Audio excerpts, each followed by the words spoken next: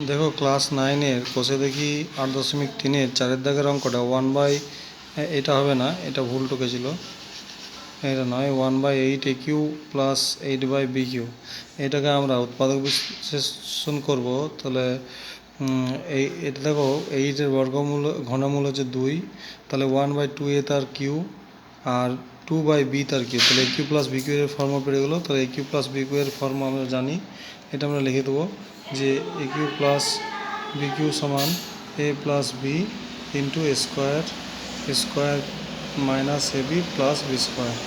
তাহলে এই ফর্মে আমরা করবো, করেছি A প্লাস বি, এটা স্কোয়ার, এটা করে দিয়েছি ডাইরেক্ট তাহলে A 1/2A তার স্কোয়ার মানে 1/4 স্কোয়ার দিয়ে square minus AB plus B square করেছি। তাহলে উত্তর হলো 1/2A, আর এটা হচ্ছে 2/B মানে A প্লাস বি দিয়ে square minus AB plus B square, এটাই অ্যান্সার।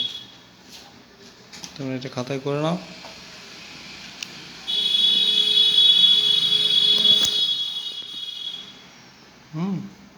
ওকে।